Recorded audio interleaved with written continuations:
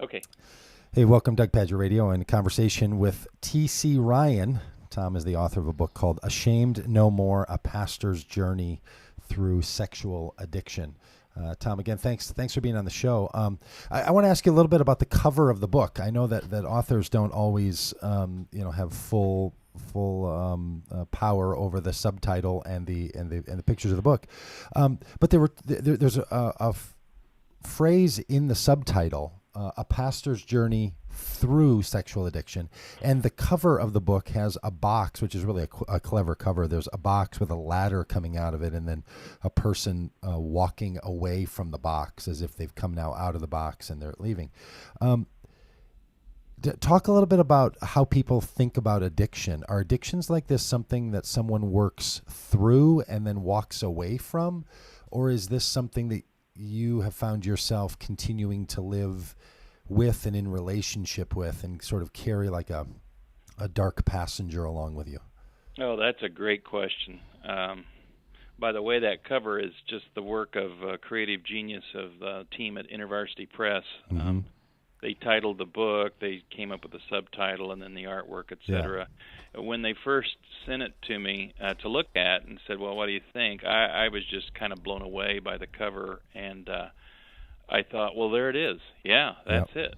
But here are the elements. Can you get out of the box? Absolutely. If you really work at recovery, get the help you need. Like Victoria said, you've got to work towards breaking out. You've got to become transparent in some safe circle. You've got to start breaking those circles and then get the help and start breaking down the pathways that got you into this problem in the first place. And you can get out of the problem. You can walk away. But I'm holding the book right now, looking at it, and I'm thinking, yeah, but that guy could turn around and crawl back into that box. Yeah, I was thinking that too. Right. That's the reality: is that we create these pathways of thought and conviction and pattern behavior. And my sponsor calls it neuronal pathways. Tom, you've created all these neuronal pathways in your life, and now you've got to create different ones that you're going to live in. And the more I live in the healthier ones, the more those become my default setting. But if I don't maintain, if I don't keep working at, if I don't tend the garden of my soul, well, then weeds will grow, I atrophy, and then the healthier pathways, I can go back to those old things. So I try and keep living in the light. I keep working my program. I work with others. I still talk to my sponsor. Because I don't want to go back to that kind of way of living. Tom, tell us a bit about your own journey that's in the book. When did you come out to people who are important to you? How did those around you respond? How did it go, and what was that like for you to be public now about, as a pastor and as a married man, about your relationship with your own struggles? Yes. Well, I first came out to a therapist. I went to see a therapist in our city, somebody that I thought would be safe and confidential, and I chose wisely. He was a great therapist, even though addiction I don't think was really his specialty. He was competent enough to really get me on the right road, and he helped me to start breaking down that wall of isolation. And my fear level was just sky high, Doug. I was just absolutely sure that anybody that knew, including my wife, they were just all going to freak out and run the other way. So he helped me to work through. First, I chose a good friend, and I shared with him, and that turned out to be brilliant. And then a year later, shared with my wife everything that was going on. And so I began breaking down those walls slowly, developed a support group, accountability group around me, and that's why I stayed in ministry the years that I did, because my support and accountability group kept saying, well, look, you're really working on this. You really want to get on top of this. You want to get to sustained sobriety. You'll be a better preacher, a better pastor when you're out of that box. And so we really don't think the Lord wants you to leave ministry. And Pam and I kept asking, are you really sure? I still couldn't get to that sustained place. And as I write in the book, there was a little hidden hiccup in my soul related to early childhood trauma. And that's not always going to be the kind of restrainer that every compulsive person has. We all have a different journey because the Lord loves diversity and He loves different stories. And so everybody's journeys share some commonality, and then all of us have some differences too.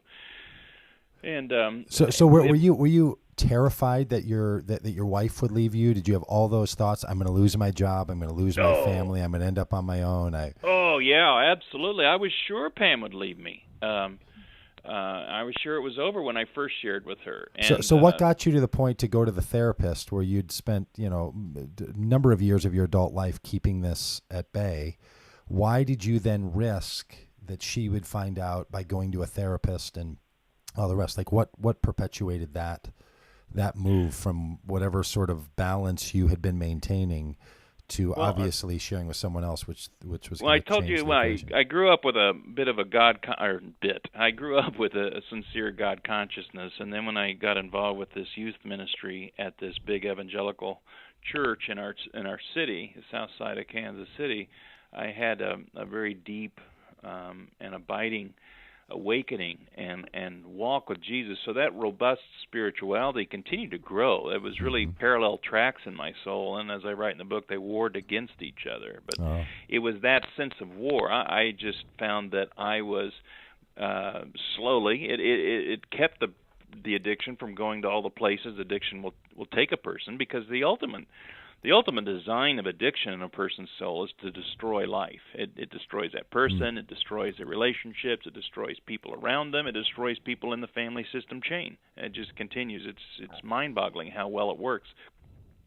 So my faith restrained that to a large degree. But the cost to me, too, was just spiritual exhaustion, emotional exhaustion.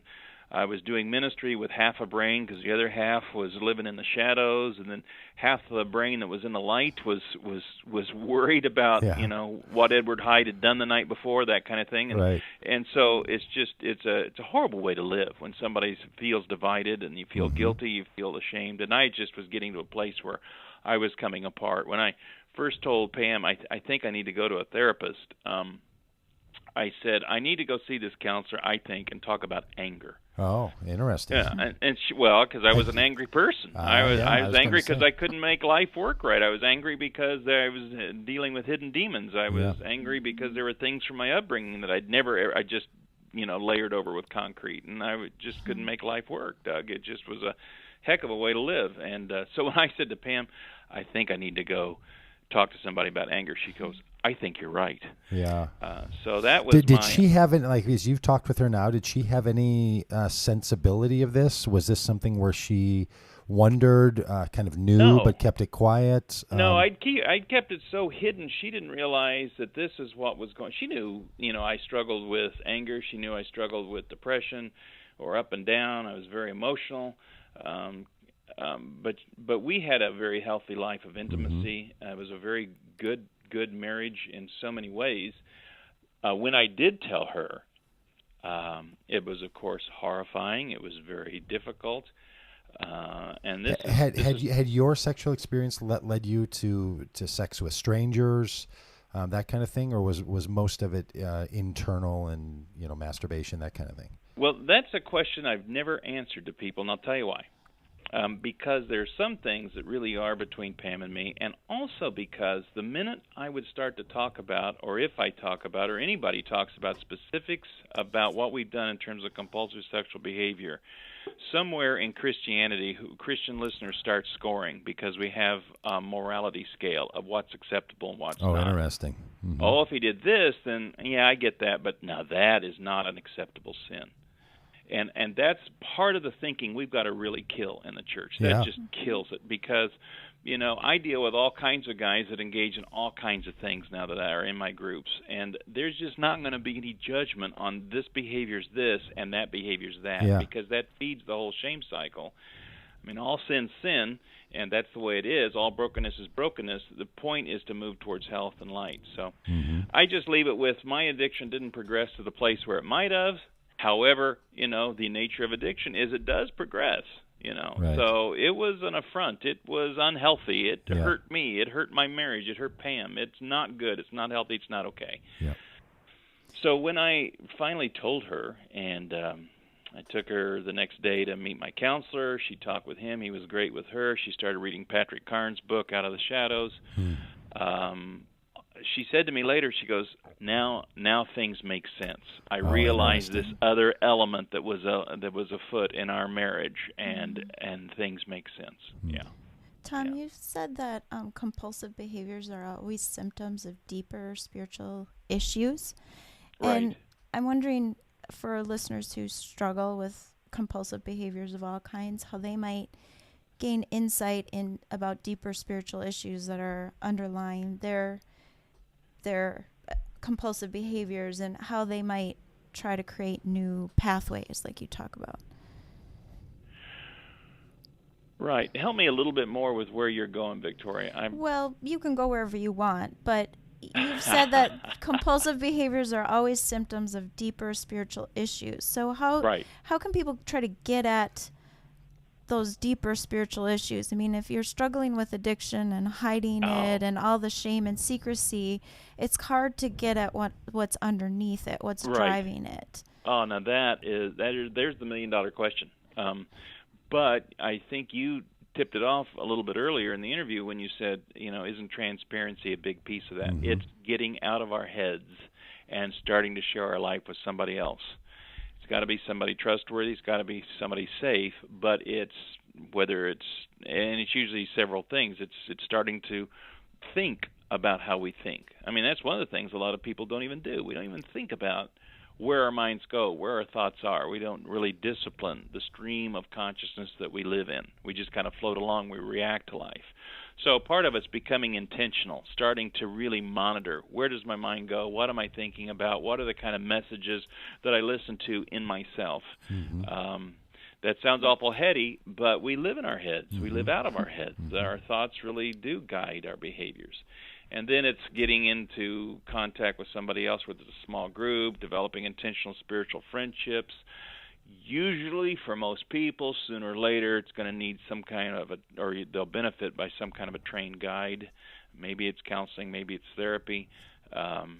Usually, and particularly when we are in compulsive behaviors, we're going to need some kind of professional help. And that's a burden because some people can't afford it. It's expensive. It's hard to find a good therapist. Just because you go to a counselor doesn't mean they're really trained and equipped to deal with what you're up against. But it's getting out of yourself. It's taking the Lord seriously, that He's the way, the truth, the life, that there really is a better way to live. There really is a healthier path, but I'm not going to find it on my own. I'm not going to cultivate it on my own. And Tom, now you spend your time helping pastors and other people make a transition from a life that's bound up by addiction to lives that are more free from that. Talk a little bit about that. What do you do? How do you do it? If people wanted to connect with you and the services that you provide, tell us a little bit about that. Well, I do a group of pastors that I started back. I used to go to public sex addiction recovery groups till somebody recognized me. This is before I got to sustained sobriety, and I was still pastoring my own church, and that kind of freaked me out. So under my therapist's guidance, I started a confidential clergy group, and so I run that in the Kansas City metropolitan area for clergy and work with clergy. And it is tough getting clergy to even come through their therapist and say, I want to be part of a group, I want to work on this. But I've seen some tremendous stories and some great progress there.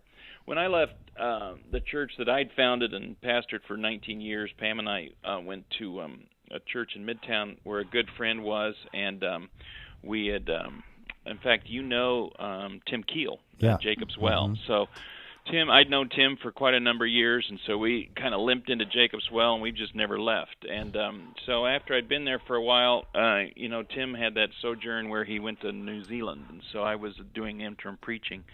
And there was this time when I asked the leadership if I could start a group. And so I started a recovery group out of that church, and I still do that. It involves guys that don't necessarily go to Jacob's Well, but mostly it's Jacob's Well people. And it's a weekly group. It's based upon the 12-step format and that kind of thing. And then I talk with guys individually, meet with them. I've got a website, and I've got a friend that's trying to help me move my reinventing of myself forward, so I just went on Facebook yesterday. You did? Well, that's interesting. I was looking yesterday to see if you were on Facebook because I wanted to tag you for this conversation, and there wasn't anything. I was going to ask you about that. Yesterday afternoon, my friend Courtney James got me on to. So I don't understand Facebook. Facebook kind of freaks me out, and so Courtney my friend has guided me. So okay, well, TC Ryan on Facebook.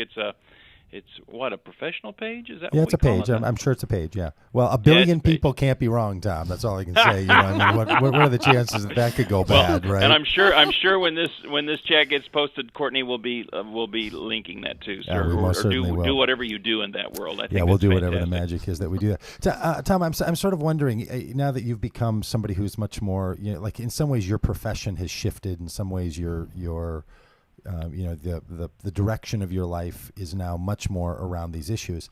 You know, 30 or 40, 50 years ago, if someone struggled with alcohol addiction, they kept that quiet. In fact, when AA started, people wouldn't tell anyone that they went to an AA meeting. They were really, really anonymous, right? Right. Like you would even say things like, hey, I've got a meeting with Bill this afternoon, or I've got a golf tee time, or say to someone, I want you to meet my friend Bill. And that was all the language that allowed someone to use insider code to get the kind of help. Now, I've been in many places where someone will bring up, I'm celebrating 5 years or 12 years or 18 years of sobriety, and people applaud.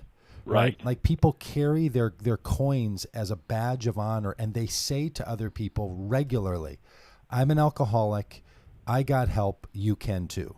Do you think we'll be at a point sometime where sexual addiction will work through its shame-based process in a similar way, where people will be able to say things like, I'm a sex addict, and people will cheer for them in churches and cheer them on and say, good for you and thank you for being honest with us? Or do you think there's something about this that people like me shouldn't long for that day when all addictions are treated equally like this? Oh, I do hope we get to that day. I hope I live to see it, Doug. Yeah. I really do. We've got to, and we've got to for the next generation, because as long as one of the old AA slogans is, "We are as sick as our secrets." Yeah, that's right. And when we keep this cloaked, when we keep this hidden, it just keeps people in bondage. It just fuels it, and it doesn't mean anybody brags. I don't think any recovering alcoholic brags. It's always out of gratitude. You read the big book; it's all about gratitude and usefulness to others. I mean, that's the key. That's why I wrote the book, is usefulness to. I mean, who wants their first published book to be about, look at me, I was a real screw up, and now I'm not as bad as I used to be. I mean, that's just nuts. I mean, who would do that? But it's to be useful to others. And one of the things we haven't talked about is how internet chat rooms and sexual compulsive behavior is growing among young professional women and Christian women. And boy, if you can't talk about this as a clergy person, you sure can't talk about it as a woman in the church. It's not okay. Mm-hmm. Yeah, for sure. We've got to change this for our daughters as well as for our sons. Yeah, I think I mean, it's. I don't know.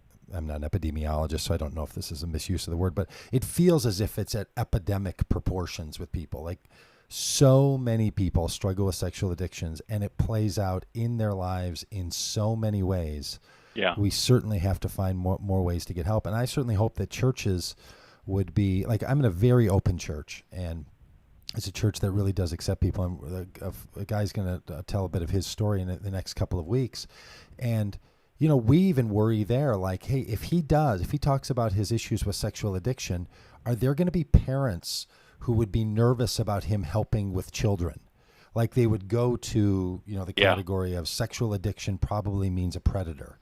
Yeah. Those kinds of things, which that's a whole different level of concern, right? Where someone's not even like, I'm not even worried about my pastor. I'm worried about all the rest of these people around here. Like, is anybody trustworthy? And it does seem like we have to get a handle on this, because it creates such separation and such fear. So really appreciate your willingness to share your own story and to share your book. Again, folks, the book is called Ashamed No More, A Pastor's Journey Through Sex Addiction. You can get it at all the places where they sell fine books like this. Do you ever get nervous that people won't want to order this book? Like, how do they order this book and have it show up at their house, right? If their wife doesn't know, how does that even work, right? Where someone's like, oh, hey, I know I got this book because I'm part of a book club or something. Like, how do they walk up to they sell these at Christian bookstores, right? And you walk up and try to buy one from that. Well, that's a great question. My wife is the one who's tracking all this, and one of the major Christian bookstore chains here in the Kansas City area. She said, they're not even carrying your book. You can't even find it on their website. So I don't know what that says about hiddenness. I mean, that's just nuts. You can get it through IVP or Amazon, I know. I think Barnes & Noble had it in stock, so good for them. They'll deliver it right to your house. Yes, exactly. And you can always say, I'm doing research for a friend. Because the bottom line is, when you read Ashamed No More, you are doing research for friends. You have no idea how many friends are going to benefit from what you'll pick up there. That's great. Yeah. Well, Tom, again, thanks. And folks, if you want to keep up with Tom, T.C. Ryan over on that little website called Facebook, you can probably find him over there, and he can help you get connected to some other people, because we do have a bit of fun with it, and you need to. But I know it's a big issue, and people will listen to this interview and will watch this, and the minute they see the headline of the book, or the title of the book, or the headline of this interview, their stomachs are going to sink, right? Because I know people who deal with addictions, they're constantly worried that someone's going to find out, someone's going to hear it, they're going to blurt something out. And so I know that if people have even gotten this far to being willing to listen to an interview like this, and they struggle with these issues, that's a big step, and they should do what they can to take the next one. Yeah. Okay, Tom, thanks again. Thanks for being on the show. We really appreciate it. Oh, thanks, Doug. Thanks, Victoria. Appreciate it. Thank you. Right. Bye. Bye-bye. Bye.